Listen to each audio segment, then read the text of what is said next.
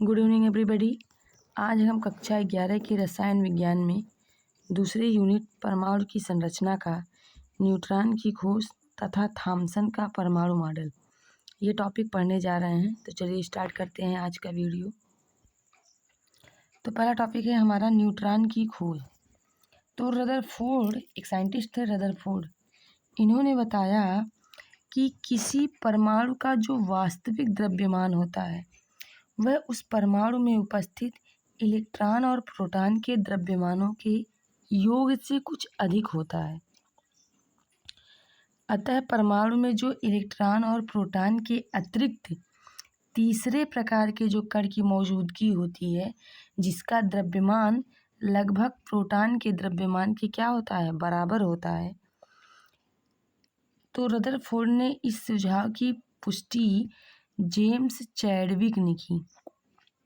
Rutherford ने यह सुझाव दिया कि परमाणु में इलेक्ट्रॉन प्रोटॉन के अलावा भी एक तीसरा तत्व जो है कण मौजूद है, जिसका द्रव्यमान प्रोटॉन के द्रव्यमान के लगभग बराबर होता है। तो रदरफोर्ड के इस सुझाव की पुष्टि जेम्स चैडविक ने की। और चैडविक ने क्या किया, इन्होंने लिथियम और बेरिलियम जैसे हल्के तत्वों पर अल्फा कणों की बौछार की। क्या की? अल्फा कणों की बौछार की। तो उन्होंने देखा कि कुछ उदासीन कण इससे प्राप्त होते हैं और इन्हीं उदासीन कणों को हमने क्या कहा, न्यूट्रॉन। न्यूट्रॉन को हम 0n1 से प्रदर्शित करते हैं। देखिए यहाँ पे रिएक्शन इसका क्या है, बेरिलियम जिसका परमाणु क्रमांक 4 है और परमाणु भार 9 है।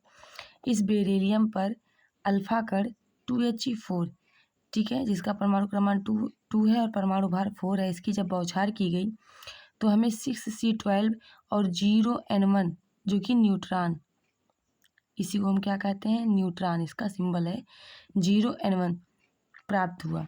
तो 0n1 भी परमाणु के कहाँ होता है, नाभिक में स्थित होता है। मतलब न्यूट्रॉन जो है वह भी परमाणु के नाभिक में स्थित होता है। अब यहाँ कुछ पॉइंट है नोटेड कि वास्तव में जो न्यूट्रॉन होता है वह एक इलेक्ट्रॉन और एक प्रोटॉन से मिलकर ही बना होता है। जैसे देखो, जो यहाँ पे न्यूट्रॉन जो है यह एक प्रोटॉन 1H1 को हम क्या कहते हैं, प्रोटॉन कहते हैं। प्रोटॉन को वैसे तो हम P से डिफाइन करते हैं, लेकिन नाभिकीय अभिक्रियाओं में इसको हम 1H1 से प्रदर्शित करते हैं। और इलेक्ट्रॉन हो गया E से प्रदर्शित करते हैं, माइनस चार्ज होता है तो -1E0 और प्लस के यहाँ पे क्या हो गया, ऊर्जा। तो जो न्यूट्रॉन होती है वो इलेक्ट्रॉन और प्रोटॉन दोनों से मिलकर बनी होती है। नाभिक के अंदर जो न्यूट्रॉन होते हैं वो अस्थायी होते हैं, लेकिन नाभिक के बाहर के जो न्यूट्रॉन होते हैं उनका जीवन काल केवल 17 मिनट का ही होता है। अब कुछ अल्फा कण यहाँ पे कुछ कण दे रखे हैं, उनकी खोजकर्ता, आवेश, द्रव्यमान कितना होता है, इसका चार्ट बनाया गया है। तो यहाँ एक कण है आपका इलेक्ट्रॉन, जिसकी खोज किसने की थी, थॉमसन ने। इसका जो आवेश होता है वो -1.602 × 10⁻⁻19 कूलाम होता है। द्रव्यमान इसका 9.109 × 10⁻31 किग्रा होती है। और जो इसका द्रव्यमान यूनिट में होता है वो 0.0054 होता है। प्रोटॉन की खोज रदरफोर्ड ने की। इसका जो आवेश होता है वो प्लस चार्ज होता है प्लस, और सेम इलेक्ट्रॉन के बराबर होता है, +1.602 × 10⁻⁻19 कूलाम। द्रव्यमान इसका 1.672 × 10⁻27 किलोग्राम होता है। ठीक, तीसरा कण है हमारा न्यूट्रॉन, जिसकी खोज की थी चैडविक ने। इस पर कोई आवेश नहीं होता। न्यूट्रॉन जो है वो निरावेशित कण होता है, इस पर कोई आवेश नहीं होता। और इसका जो द्रव्यमान होता है वो 1.675 × 10⁻⁻27 किग्रा होता है। इसके अलावा ये जो तीनों कण थे, इन तीनों कण को हम मौलिक कण कहते हैं। क्या कहते हैं, मौलिक कण या मूल कण।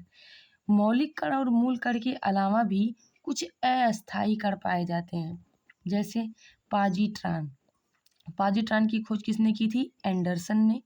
इसका जो चिन्ह होता है, सिंबल जो होता है वो +1E0 होता है।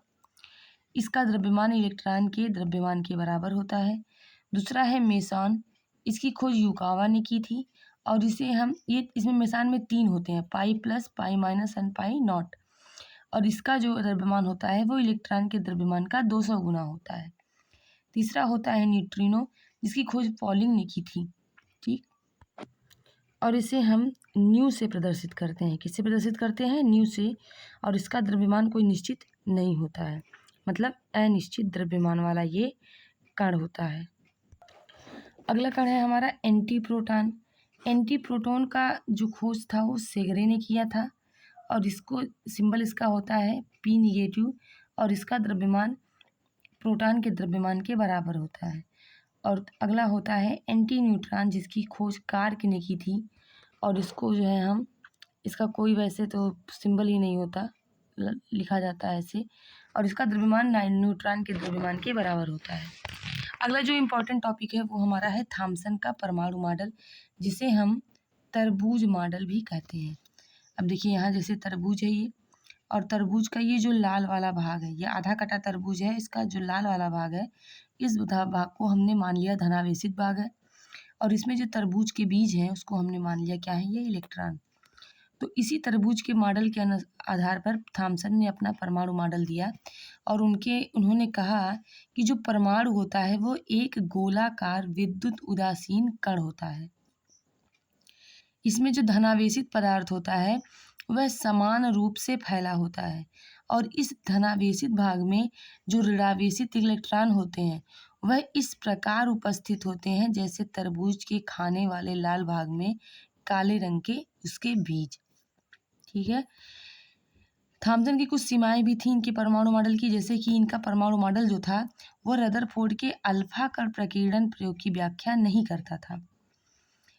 थॉम्सन का जो परमाणु मॉडल था यह हाइड्रोजन परमाणु के स्पेक्ट्रमों की भी व्याख्या नहीं करता था। अब जैसे यहाँ पे हमने ये एक विसर्जन नलिका ले लिया, और इस विसर्जन नलिका में हमने कौन सी गैस भरी है, हाइड्रोजन।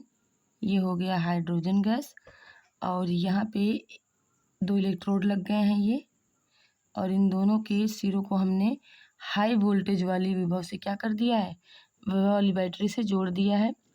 और इस पे यहाँ पे ये गैस है जिसका निम्न दाब यहाँ से डाला जा रहा है, लो प्रेशर। बैटरी का ये इसका एक सिरा यह जो एनोड का काम कर रहा है, और ये क्या कर रहा है, कैथोड का। अब मान लेते हैं कि ये हमारा नाभिक है। अब जैसे जैसे हम उच्च विभव डालते जाएंगे, वैसे जैसे जैसे उच्च विभव पर विद्युत धारा प्रवाहित होगी, तो जो है एनोड का धनावेशी जो है धनावेश वो बढ़ेगा, और कैथोड का जो ऋणावेश है वो बढ़ेगा ज़्यादा। तो जो धनावेशित होंगे, मतलब ये धनावेश इसका एनोड का बढ़ेगा, तो इलेक्ट्रॉन को ये क्या करेगा, आकर्षित करेगा। तो इलेक्ट्रॉन क्या होंगे, ये इधर की तरफ भागेंगे, देखो इधर भाग रहे हैं। और कैथोड इसका ऋणावेश जो है जैसे जैसे बढ़ेगा वैसे वैसे ये क्या होगा, नाभिक जो आपका होगा धनावेशित भाग, वो या प्रोटॉन जो होंगे वो क्या करेंगे, इधर की तरफ देखो भाग रहे हैं, ये भागेंगे। अब यहाँ से कुछ किरणें जो है यहाँ से जाके ये एनोड से जो है टकरा के फिर इधर कैथोड की तरफ जाएंगी, तो उन्हें हम कहेंगे क्या, धन किरणें। और यहाँ पे कुछ किरणें जो है ये कैथोड से टकरा कर क्या कहेंगी, इधर की तरफ जाएंगी, तो उन्हें हम कहेंगे कैथोड किरणें। ठीक, तो जो किरणें होती हैं वो 2 टाइप की होती हैं, एक धन किरणें और दूसरी होती है कैथोड किरणें।